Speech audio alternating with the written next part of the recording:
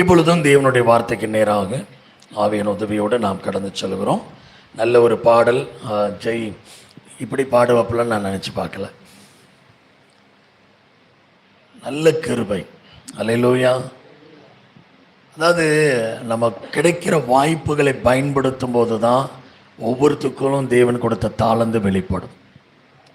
நாங்களாம் ஊழியம் செய்த நாட்களில் ஒரு வாய்ப்பெல்லாம் எனக்கு கிடைக்கல. கிடைச்சாலும் அதோடு குழி தோண்டி மூடிடுவாங்க. கொடுக்கறது ஒரு சான்ஸ், அதை சிறப்பாக செஞ்ச உடனே அடுத்தது சிறப்பாக இனி பயன்படுத்தவே கூடாதுன்னு முடிவு பண்ணிடுவாங்க.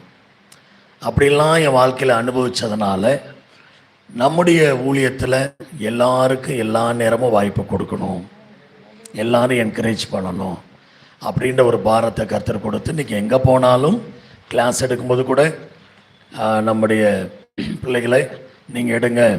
கடந்த வாரம் பாபு எடுத்தாப்புல, லிவி எடுத்தாப்புல, பாஸ் லிவி அவர் எடுத்தார், சாம் உங்களுக்கு தெரியும். இவங்கெல்லாம் எடுக்க விட விட தான் நல்ல ஷைன் பண்ணுறாங்க. அப்போ அவங்களுக்குள்ளும் ஆவியானவர் இருக்கிறார், அவங்களுக்கும் வெளிப்பாடுகள் இருக்குது, அவங்களும் வேதத்தை நல்லா தியானிக்கிறாங்க. அப்போ அந்த கிருபையை தேவன் வெளிப்படுத்துவதற்கு பயன்படுத்துவதற்கு நம்ம இடம் கொடுக்கும்போது தான் அது நடக்கும். அதுதான் இன்றைக்கி ஒரு ஜாக்லின் அவர்களும் அநேகருக்கு அந்த சான்ஸ் கொடுத்தாங்க. இதுதான் சரியான ஊழியம். அல்லேலூயா. எல்லாரையும் உருவாக்கணும். அப்போ தான் நமக்குள்ள பயம் வெளியே ஓடும், அதைரியம் வெளியே ஓடும், நமக்குள்ள ஒரு நம்பிக்கை வரும். கர்த்தருக்காக நான் செய்கிறேன்ற ஒரு உற்சாகம் நமக்குள்ளே வரும். ரெகுலராக பயன்பட்டீங்கன்னா தான் ஆண்டருக்கா உங்கள் பாத்திரம் நல்லாயிருக்கும். அல்லேலூயா. எந்த ஒரு பொருளும் ரெகுலராக யூஸ் பண்ணால் தான் நல்லாயிருக்கும். உங்கள் ஆத்துமா ரொம்ப நல்லா இருக்கணும்னா ஆண்டவரை எப்பொழுதும் இருதயத்தில் தியானிச்சுட்டே இருந்தீங்கன்னா உங்கள் ஆத்துமா ரொம்ப நல்லாயிருக்கும். உங்கள் ஆவி நல்லா இருக்குன்னா, கர்த்தரை நல்லா துதிச்சுக்கிட்டே இருந்தீங்கன்னா உங்கள் ஆவி நல்லாயிருக்கும். சரீரம் நல்லா இருக்கணும்னா நன்மையை மாத்திரம் செஞ்சுக்கிட்டே இருந்தீங்கன்னா உங்கள் சரீரம் நல்லாயிருக்கும். அல்லேலூயா. இந்த 3 காரியங்களை மறக்காதீங்க. இந்த 7வது மாதம் முயற்சி பண்ணுங்க. அல்லேலூயா. ஓகே, இப்பொழுது நாம் நேரடியாக கர்த்தருடைய வார்த்தைக்கு கடந்து சொல்கிறோம். சகோதரி ஜெயா அவர்கள் என்னுடைய நேரத்தையும் எடுத்துக்கொண்டார். பக்கமாக பேசுகிறாப்புல. நான் இதை பண்ணும்போது சொன்னேன், என்னம்மா இதுக்கம்மா எனக்கு டைம் இல்லாமல் போயிடுமே அப்படின்னு. அதெல்லாம் கொடுத்துருவேன்னாப்புல எடுத்துட்டாப்புல. இருந்தாலும் சுருக்கமாக என்னுடைய நேரத்தை குறைத்து சத்தியத்தை பார்த்துட்டு திருவிருந்துக்குள்ளே நம்ம போகணும். கோச்சிக்காதம்மா சொன்னேன்னு. சோத்திரம். கர்த்தர் நல்லவர். தெய்வ கிருபையினாலே நாம் பூரணம் என்கிற தொடர் சத்தியங்களை ஆவியோடு கற்றுக்கொண்டு வருகிறோம். ஒரு காரியத்தை சொல்ல மறந்துட்டேன். இன்றைக்கி காலையில் கிறிஸ்தவன் நகோமி பாஸ்டர்மா சர்ச்சில் போய் ஊழியங்களை முடிச்சுட்டு வந்தோம். நீ ஏன்னு சொல்கிறேன்னா, ஸ்ரீனி பிரதர் தான் அவங்க கார் எடுத்துகிட்டு ஒவ்வொரு ஞாயிற்றுக்கிழமையும் லோக்கலில் கூட என்னை கூட்டிகிட்டு போகிறாங்க. இது ரொம்ப லாங் அப்படின்னேன். இல்லை பாஸ்டர், நான் கண்டிப்பாக வரேன். நான் கூடவே என்னுடைய உடன் ஊழியர், எதிர்கால ஊழியர் யாருன்னு தெரியும், ஜெரியும் 5 மணிக்கெலாம் எழுந்திரிச்சு குளிச்சு கிளம்பிட்டாப்புல. ஜெரி எல்லா இடங்களுக்கும் போகும்போதெல்லாம் வந்துடுவாப்புல. நேற்று கூட அவங்க அம்மா சொன்னாங்க, ரொம்ப முடியல பாசம், தூங்கவே மாட்டுறான், சீக்கிரமாக எந்திரிக்காதுன்னு சொன்னால் எந்திரிச்சிட்றான். நம்ம பிள்ளைங்க எந்திரின்னு சொன்னால் கூட எந்திரிக்க மாட்டேது. அவன் 4 மணிக்கெலாம் எழுந்திரிச்சு உட்காந்துடுறாப்புல, 5 மணிக்கெலாம் எழுந்திரிச்சு உட்காந்துடுறாப்புல. இன்றைக்கி 5 மணிக்கு எழுந்திரிச்சு கிளம்பி ஏறக்குறைய போகும்போதே 4 மணி நேரம் ஆயிடுச்சு ட்ராவல் டைம். வரும்போது 3 மணி நேரம் விரட்டிட்டு பிரதர் வந்துட்டாங்க. எப்படியாவது 4:30 மணிக்கு வந்துடணும்னு சொல்லி. அவங்களும் இந்த ஊழியத்தில் பாடுகளுக்கு பங்காளியானதால் கர்த்தரை நான் ஸ்தோத்திரிக்கிறேன். அல்லேலூயா. ஏன்னா நம்ம கர்த்தருக்காக படுற பிரயாசம் என்பது சரீரத்துக்கு அது பாடுகள் தான், ஆனால் ஆத்துமாக்கு அது அவ்வளோ பெரிய மகிழ்ச்சி. அதுக்குரிய பலன் சகோதர குடும்பத்துக்கு நிறைவாய் தேவன் கொடுப்பாராக. ஊழியத்தை செய்வது என்பது நமக்கு கிடைத்த ஒரு பாக்கியம். யார் வேணாலும் வரலாம், எங்கே வேணாலும் நம்ம போகிற இடங்களுக்கு வரலாம் நம்ம சொல்கிறோம். இப்படி பல இடங்களுக்கு அநேகர் வந்திருக்கிறீங்க. உண்மையாக அன்றைக்கி ஸ்ரீன்பதர் அவங்க பிரயாசத்துக்காக தேவனை நான் துதிக்கிறேன். கர்த்தர் நல்லவர். இப்பொழுது தேவனுடைய வார்த்தைக்கு நேராக நம்ம கடந்து சொல்வோம். பூரணத்தில் நாம் தெய்வ கிருபையினாலே ரட்சிப்பின் பூரணம் என்கிற தலைப்பில் தொடர் சத்தியங்களை பார்த்துட்டு வரோம். அந்த ரட்சிப்பின் பூரணத்தில் ரோமர் 8:29-30 மையமாக வைத்து நாம் எப்படி ரட்சிக்கப்பட்டோம் என்ற கடந்த கால ரட்சிப்பின் அனுபவங்களை ஒன்று ஒன்றா நம்ம பார்த்துட்டு வரோம். இப்போ முடிச்சிடலாம் அப்போ முடிச்சிடலான்னு பார்த்து 6 மாதம் ஆயிடுச்சு, இன்னும் முடிக்கலை. 1 வருஷமே போயிரும்போல இருக்குது. அவ்வளோ இருக்குது ரட்சிப்பில், தோண்ட தோண்ட வந்துக்கிட்டே இருக்குது. அதில் முன்னறிதலை பார்த்தோம், முன்குறித்தலை பார்த்தோம், அழைப்பை பார்த்துட்ருக்குறோம். அப்போ 21 அழைப்புகள் இருக்குது. அதில் இப்போ நம்ம 6வது அழைப்பில் இருக்கிறோம். அல்லேலூயா. எத்தனை பேர் போன வாரம் கேட்ட செய்தி பிரயோஜனமாக இருந்தது? நீங்கள் யார்?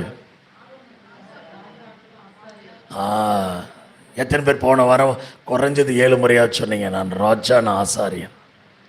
சொல்லலைல்ல, அதானே தெரியுமே. கண்ணாடி முன்னாடி நின்று அலை தான் தெரியும், இல்லை புலம்ப தான் தெரியும். நம்ம யாருன்னு ஆண்டு சொன்னதை எத்தனை பேர் தைரியமாக நின்று சந்தோஷமாக நின்று கண்ணாடி பார்த்து நான் யார் தெரியுமா, நான் யார் தெரியுமான்னு சொல்ல தெரியுதா? சொல்லலை. போகிறப்ப மட்டும் சொல்லிக்கிறீங்களா? ஸ்தோத்திரம். இந்த வாரமாவது சொல்லுங்க போயிட்டு. அப்போ நமக்கு இரட்டை பொறுப்பை தேவன் கொடுத்துருக்காருன்னு பார்த்தோம்.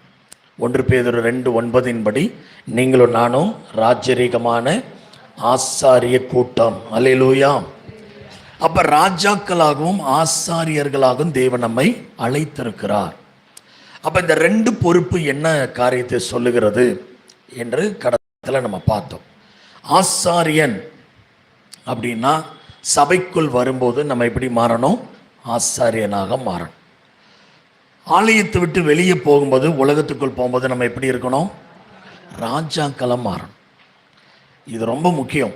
இந்த 2 பொறுப்பும் இந்த 2 இடத்துல நம்ம வேலை செய்வதை குறிக்கிறது, ஊழியம் செய்வதை குறிக்கிறது. அப்போ இந்த 2 பொறுப்புகளுக்கான வேலைகளை இன்றைக்கு கொஞ்சம் விளக்கமாக பார்க்க போகிறோம். முதலாவது ஆசாரியன். ஆசாரியனுடைய மிக முக்கியமான வேலை என்ன அப்படின்னு பார்க்க போகிறோம். அதுக்கு ஒரு வசனத்தை எடுத்து வாசிக்கலாம். 1 பேதுரு 2ஆம் அதிகாரம் 5ஆம் வசனத்தை எடுத்து நாம் வாசிக்கலாம். 1 பேதுரு 2:5. ஜீவனுள்ள கற்களை போல ஆவிக்கேற்ற மாளிகையாகவும் இயேசு கிறிஸ்து மூலமாய் தேவனுக்கு பிரியமான ஆவிக்கேற்ற பலிகளை செலுத்தும்படிக்கு பரிசுத்த ஆசாரிய கூட்டமாகவும் கட்டப்பட்டு வருகிறீர்கள். அப்ப இந்த வசனம் தெளிவா சொல்லுகிறது, பரிசுத்த ஆசாரிய கூட்டம் என்று சொன்னால் அதனுடைய அடையாளம் ஆவிக்கேற்ற பலிகளை செலுத்த வேண்டும். ஆசாரியன்னா என்ன அர்த்தம்? ஆவிக்கேற்ற பலிகளை செலுத்தணும். பலி செலுத்தலைன்னா அந்த ஆசாரியன் ஆசாரிய வேலை செய்யலைன்னு அர்த்தம். ஆசாரிய வேலையின் மிக முக்கியமான வேலை பலி செலுத்துவர். அப்போ நம்ம என்ன பலி செலுத்தலாம்? ஏதாவது ஒரு மிருகத்தெல்லாம், கோழி புறாலாம் கொண்டு வந்து சபையில் பலி செலுத்தலாமா அப்படின்னு பார்த்தா எபிரேயர் 10:12. ஏன் நம்ம அப்படிலாம் பலி செலுத்த வேண்டாம்? எபிரேயர் 10:12. இவரோ பாவங்களுக்காக ஒரே பலியை செலுத்தி, ஒரே பலி பாவங்களுக்காக செலுத்தப்பட்டு விட்டது. யாரே? இயேசுவே தன்னையே என்ன பண்ணிட்டார்? ஒரே தரம் பலியாக செலுத்தி விட்டார். என்னைக்கு இயேசு சிலுவையில் மரித்தாரோ, பலியானாரோ, அன்றைக்கே மிருகங்களுடைய பலி நிறுத்தப்பட்டது. ஏன்னா இயேசுவை என்னவாயிட்டார்?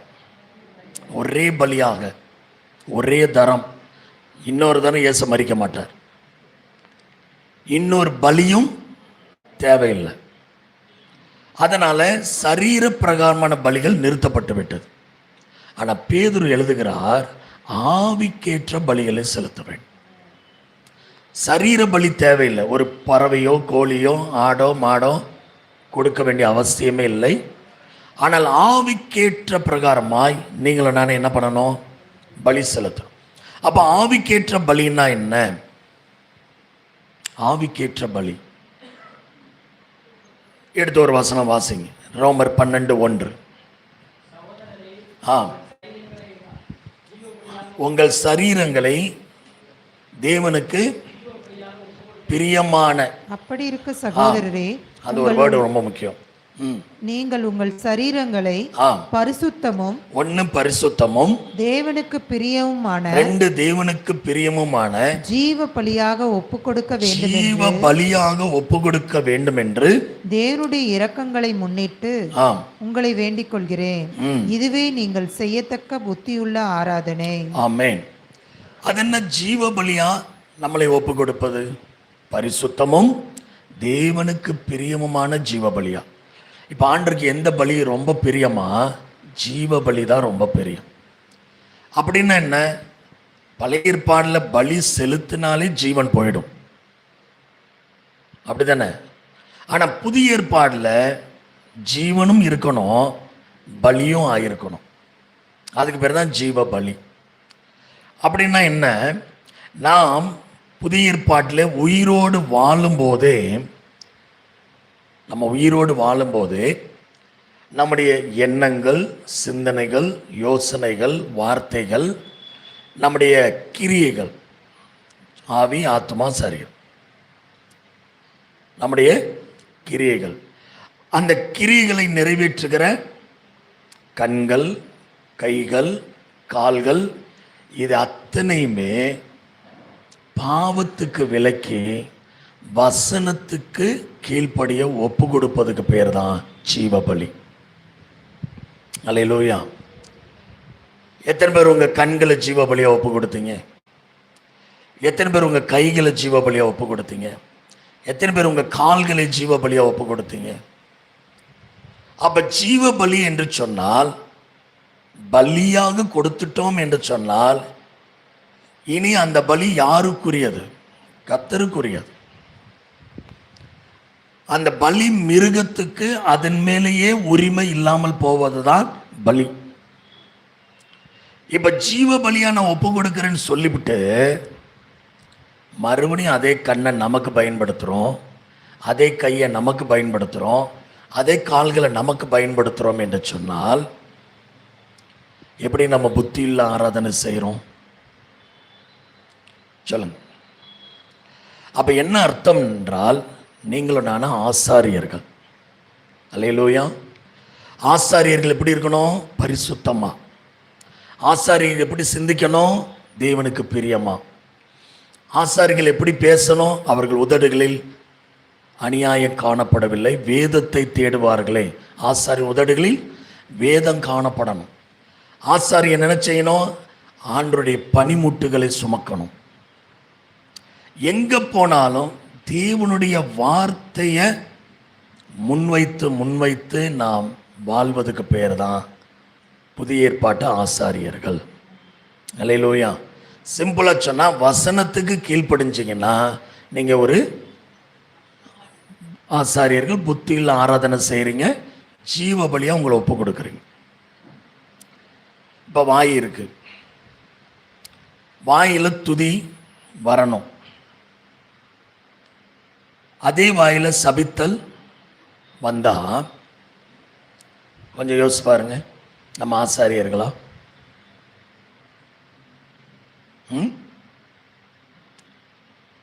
ஆசாரியரா இருக்கு எல்லாருக்கும் விருப்பம், ஆனா அதை கேட்ட வாழ்க்கை வாழ தான் எல்லாருக்கும் கஷ்டம். அப்போ ஒரு ஆசாரியன் எவ்வளவு தேவன் கனப்படுத்துகிறார், மதிப்பு கொடுக்கிறார், முக்கியத்துவம் கொடுக்கிறார். அப்ப ஆசாரியனுடைய உதடுகள் அறிவை காக்க வேண்டும். ஆசாரியன் கர்த்தரை ஆராதிப்பதற்கு உடைய பனிமூட்டுகளை சுமக்க வேண்டும். வேற யாரும் தொடக்கூடாதுன்னு சொல்லிடுவார். வேற யார் தொட்டாலும் அவ்வளோதான். அதை தொடுறதுக்கான தகுதி ஆசாரியர்களுக்கு தான். அப்போ அந்த கைகள் எப்படி இருக்கும், கால்கள் எப்படி இருக்கும்? அப்போ அவங்க இஷ்டம் போல உலகத்தில் வாழ முடியுமா? அப்போ நம்ம ஜீவ பலியாக நம்மளை ஒப்பு கொடுக்குறோம் என்று சொன்னால், தேவனுடைய நீதியின்படி வாழ வேண்டும், வசனத்தின்படி வாழ வேண்டும். அதை தான் புத்தியுள்ள ஆராதனை. அல்லேலூயா. இப்போ புரியுதா? ஜீவ பலியாக நம்மளை கொடுக்கணும்னு. இது ஒரு ஆவிக்கேற்ற பலி. இன்னும் கொஞ்சம் ஆழமாக ஏற்கனவே ஒரு தடவை மொழி எடுத்திருக்கிறேன். ஜீவ பலின்னா என்னன்னு நோட்ஸ் இருந்தால் தேடி பாருங்க. அதில் ஒரு காரியம் சொல்லியிருப்பேன். ஜீவ பலின்னா என்னன்னு. நம்ம உயிரோடு இருக்கணும், ஆனால் வாழ்கிறதெல்லாம் ஆண்டருக்கா வாழணும். அதான் ஜீவபலி. நம்ம உயிரோடு இருக்கணும், வாழ்க்கை ஆண்டருடையதாக இருக்கணும். எப்படி இருக்கிறோம்? உயிரோடு இருக்கிறோம், அந்த வாழ்க்கையை நமக்கா வாழ்கிறோம். இது எப்படி ஜீவபலி? ஒரு புறாவை கொண்டு போய் ஆண்டருக்கு உமக்கு தான் ஆண்டவரின்னு கொடுக்குற மாதிரி கொடுத்துட்டு கண்ணை மூடி இருக்குன்னா தூக்கிட்டு வந்துடுற மாதிரி. எல்லோரும் கண்களை மூடி ஜெபிப்போம், திறந்து பார்த்தா இருக்காது. அந்த மாதிரி தான் சர்ச்சுக்கு வரும்போது ஆண்டவரே ஆண்டவரே ஆண்டவரே என்று என்னை ஒப்பு கொடு. ஆண்டர் தேடுறா, எங்கப்பா ஒப்பு கொடுத்த ஆளை காணோம், போயிட்டார். ஒப்பு கொடுத்து தூக்கிட்டு போயிட்டார்.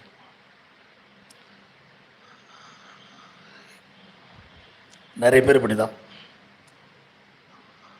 ஒரு அம்மா பயங்கரமான வெயிட்டை தூக்கிட்டு போச்சு ரோட்டில். தலையெல்லாம் அவ்வளோ பெரிய பாரம், நடக்க முடியாமல் நடந்து போகுது. ஒருத்தர் சைக்கிளில் போனவர் பாவம்னு சொல்லிட்டு ரொம்ப வெயிட்டை தூக்கிட்டு போய், அம்மா சரி சைக்கிளில் உட்காரு, உடனே நான் கூட்டிகிட்டு போய் விடுறேன். அவர் உட்காந்துட்டியா? உட்காந்துட்டேன். போகிறார், திரும்ப முணங்குது. என்னடா சைக்கிளில் ஏற்றிட்டோம், பெண்ணை அந்த அம்மா முடங்கிட்டார். திரும்பி பார்த்தா அந்த வெயிட்டை இறக்கவில்லை, தலையில் வச்சிரு. அப்போ நிறுத்தி கேட்டாராம், உனக்கு எதுக்கு நான் சைக்கிளில் ஏற்றினேன்? அந்த தலை பாரத்தை எடுத்து மடியில் வச்சுட்டு அதை உட்கார வேண்டியதானே. அப்போ நிறைய பேருக்கு என்னன்னா, என்னதான் தேவன் செஞ்சாலும் இன்னும் அந்த பழசு விட மாட்டேங்குது. இந்த பழைய தொடர்புகள் கட்டாங்கவே மாட்டேங்குது. ஆனால் ஆண்டவர் மட்டும் புதுசு புதுசாக செய்யணும், நம்ம மட்டும் மாற்றிக்கொள்ளவே மாட்டோம். நான் அப்படி தான் கடந்த நாட்களில் தான் நான் கண்டுபிடிச்சேன். நிறைய பேர் பிடித்த மயிலுக்கு 3 கால்னு ஏன் சொல்கிறாங்க? கடந்த நாட்களில் தான் திடீர்னு ஒரு வெளிப்பாடு, நான் பிடிச்ச மயிலுக்கு 3 கால். கரெக்ட், அவங்க சொல்கிறது 100% கரெக்ட். ஏன்னா ஒரு காலை கையில் பிடிச்சிருக்காங்க. அப்போ தெரிஞ்சது எத்தனை கால்? அதுதான் கரெக்டு. ஒரு காலை கையில் பிடிச்சிட்டாங்க, எத்தனை கால் தெரியுது? நான் பிடிச்ச மயிலுக்கு 3 கால். கரெக்டு தானே? இப்படிலாம் வெளிப்பாடு வருது பாருங்க. சோத்திரம். அந்த மாதிரி நான் திருந்த மாட்டேன், நான் செய்கிறதெல்லாம் கரெக்ட், நான் அப்படி தான், நீங்கள் வேணால் திருந்திக்கோங்க அப்படின்னு ஆண்டர் பார்த்து சொன்னால் நம்ம நிலைமை என்னமோ தெரில. சோத்திரம். அப்போ ஜீவபலின்னு பேர் ஆராதனையெல்லாம் சொல்கிறோம், ஆனால் முழுமையாக ஆண்டருக்காக நம்ம வாழ்கிறோமா? ஒவ்வொரு நாளும் ஆண்டருக்குரிய வாழ்க்கை நம்மகிட்ட இருக்கான்னு செக் பண்ணு. அடுத்த பலி, முதலாவது பலி ஜீவ பலியாக நம்முடைய சரீரங்களை ஒப்பு கொடுக்குற. அடுத்த பலி எபிரேயர் 13:15. எபிரேயர் 13:15. நீங்கள் பண ஆசை இல்லாதவர்களாய் நடந்து 15.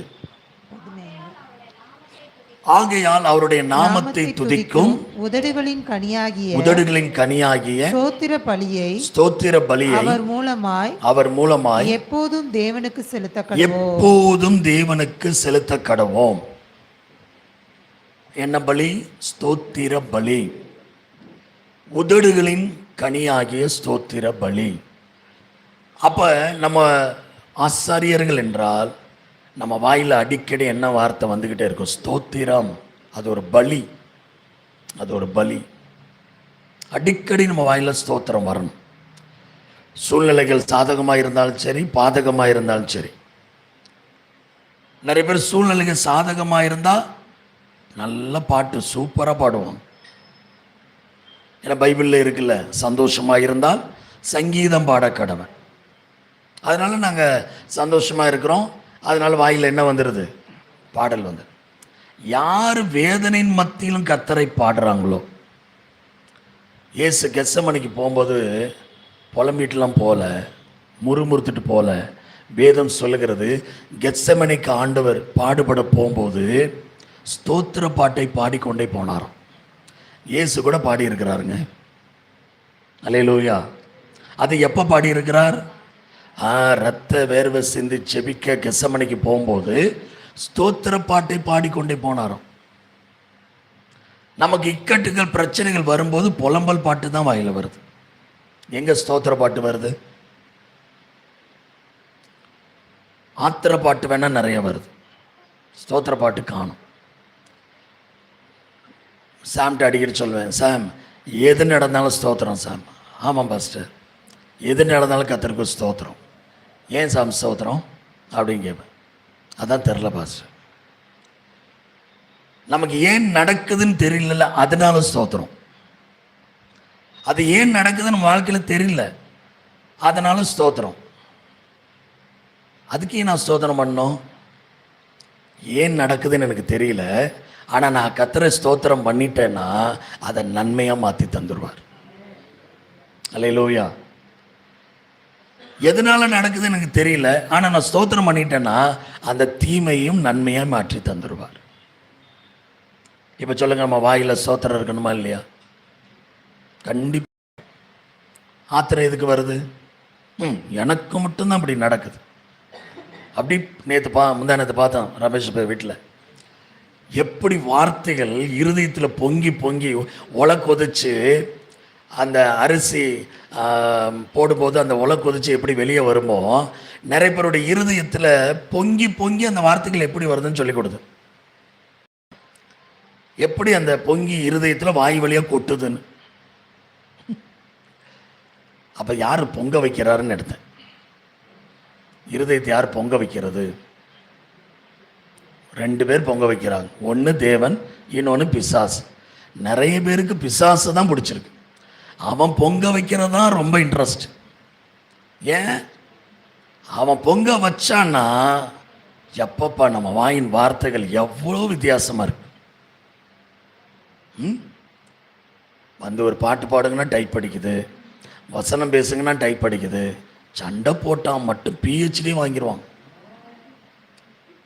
என்னென்ன பழமொழி, என்னென்ன உலக வார்த்தை எங்கெங்க இருந்தால் எடுப்பாங்க. நமக்கே ஸ்டன் ஆகிடும், என்ன பேசுகிறாங்க இவங்க அப்படின்னு. ஆனால் அதே மாதிரி என் வசனத்தை எடுத்த ஆழமாக வெளிப்பாடுகளோடு பேச முடியல. அது மட்டும் வரல பாஸ்டர். அப்போ அது பொங்க தெரியுது, இது பொங்க தெரியலையே. வசனம் பொங்கினா தானே நல்ல வெளிப்பாடுகளோடு வரும். அப்போ நம்ம வாயில் கர்த்தரை உயர்த்தும் துதி, ஸ்தோத்திர பலி ரொம்ப அவசியம். இது ஆசாரிகளுடைய அடையாளம். அடுத்த பலி என்ன? ஆவிக்கேற்ற பலிகள்.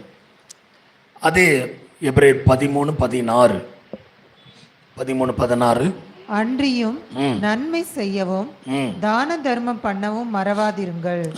இப்படிப்பட்ட பலிகளின் மேல் தேவன் பிரியமாயிருக்கிறார். இப்படிப்பட்ட பலிகள். அப்ப இங்க இன்னொரு பலி சொல்லப்படுது பாருங்க. நன்மை செய்வதும் தர்ம சகாயம் தான தர்மம் பண்ணுவதும் மறக்கவே கூடாது. ஜெயக்குமார் பிரதர் யாருக்கு என்ன கஷ்டம்னாலும் உடனே தண்டை இல்லைனாலும் செஞ்சிருவார். நன்மை செய்கிறதுல நம்பர் 1 நான் பார்க்குறோம்ல. எல்லாரும் அப்படிதான். ஆனால் அவர் செய்கிற ஒரு சில விஷயங்கள் நம்மளாம் செஞ்சோமான்னு தெரியாது. ஏற்கனவே சொன்னல, ஒருத்தர் இவ்வளோ பெரிய கட்டி அவ்வளோ கஷ்டப்படுறார். கூட்டிகிட்டு போய் அவரை குளிப்பாட்டி எல்லாம் பண்ணி சாப்பாடு வாங்கி கொடுத்து, எல்லாருமே அதை பண்ண முடியாது. அதோ பிச்சைக்காரன் 10 ரூபா போடுறோமா, போயிட்டு வாப்பா அப்படின்னு சொல்லிடுவோம். ஆனால் நிறைய பேர் பண்ணுறதெல்லாம் பாருங்கள். குளிப்பாட்டி அவங்களுக்கு ட்ரெஸ்ஸு கொடுத்து சாப்பாடு வாங்கி கொடுத்து பராமரிக்கிறது ரொம்ப ரேர், ரொம்ப ரேர்.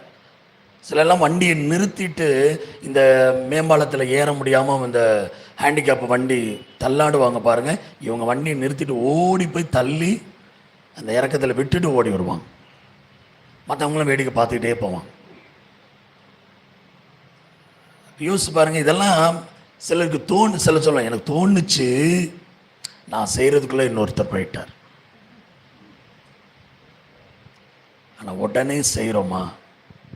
நன்மை செய்யவும் தான தர்மம் பண்ணவும் மறவாதர். ஏன்னா இதெல்லாம் அடுத்த தலைமுறைகளுக்கு ஒரு பெரிய பிளஸ்ஸிங். நம்ம செய்கிற நன்மைகள் பிள்ளைகளுக்கு எதை சேர்த்து வைக்கணும்? சொத்து இல்லை. நம்ம செய்கிற நன்மைகளும் தான தர்மங்களும் தான் பிள்ளைகளுடைய எதிர்கால வாழ்க்கைக்கு ஒரு பெரிய பாதுகாப்பு, ஒரு பெரிய ஆசீர்வாதம். இருக்கிற எல்லாருமே நன்மை செஞ்சதுனால தான் நம்ம பிள்ளைகள் ஆசீர்வாதமாக இருக்கிறான். அடுத்த தலைமுறை நம்ம பார்க்க முடியுது, நல்லா இருக்கிறான். இன்னும் செய்வோம். தான தர்மம் அதை பற்றி நான் சொல்ல வேணாம், ஏற்கனவே உங்களுக்கு தெரியும். தர்மம் வேற, தானம் வேற. இந்த ரெண்டுமே நம்ம செய்யணும். உதாரணத்து சாம் ஜனாப்ல 34வது முறையா, ஆமாம் 34வது முறை ரத்தம் கொடுத்தேன்னாப்ல. ஆனால் சாமுக்கு இப்போ பிளட் கவுண்ட்டு குறையுது. நான் சொன்னேன், உனக்கே குறைஞ்சிருச்சு, எதுக்கு நீ கொடுக்குற? கேட்டாங்க பாச, போய் கொடுத்துட்டு வந்துட்டேன். 34 35 கஷ்டம்னா உடனே ஓடிடுது. நல்லது. தானம் வேற, தர்மம் வேற. ரத்த தானம், கண் தானம், கிட்னி தானம், அதெல்லாம் தானம். அதாவது தானத்துக்கும் தர்மத்துக்கும் வித்தியாசம் என்ன? கேட்டு செய்வது தானம், கேட்காமல் செய்வது தர்மம். இதுதான் வித்தியாசம். ஒருத்தன் பிச்சை கேட்டுட்டாங்கன்னா அது தானமாயிடும். நாமே அவங்க தேவையை அறிந்து செஞ்சோம்னா அது தர்மம் ஆயிடும். அல்லேலூயா. அப்போ இது ரெண்டையும் செய்யணுமா? தானம், தர்மம். இந்த பலிகள் மேல் தேவன் பிரியமாக இருக்கிறார். அப்போ ஆசாரியர்கள் ஆவிக்கேற்ற பலிகளை செலுத்த வேண்டும். அல்லேலூயா. சரி, நேரம் ஆச்சு, முடிக்கிறேன். அடுத்த வாரம் ராஜாக்கள் பற்றி பார்ப்போம். அப்போ இந்த வாரம் ஆசாரியர்களை எத்தனை பேர் வாழ்ந்து காட்ட போகிறீங்க? இன்னும் ஒரு பாயிண்ட் தான் எடுத்திருக்கேன். ஆசாரியர்கள் ஒன்று தான் எடுத்திருக்கேன், இன்னும் நிறைய இருக்குது. இந்த வாரம் இதையாவது பயிற்சி பண்ணு. முதல்ல என்ன பண்ணணும்? ஜீவ பலியா டெய்லி ஒப்பு கொடுக்கும். உங்கள் கை உங்கள் இஷ்டத்துக்கு வேலை செய்யக்கூடாது, தெய்வத்துக்கு பிரியமானதை செய்யும். உங்கள் கால்கள் உங்கள் இஷ்டமான இடத்துக்கு போகக்கூடாது, அவருக்கு பிரியமானதை செய்யும். அப்படி ஒரு பயிற்சி எடுங்களேன். தேவன் நிச்சயமாக உங்களை நேசிப்பார், ஒரு குறை இல்லாமல் நடத்துவார். கண்களை மூடி நாம் ஜெபிக்கலாம்.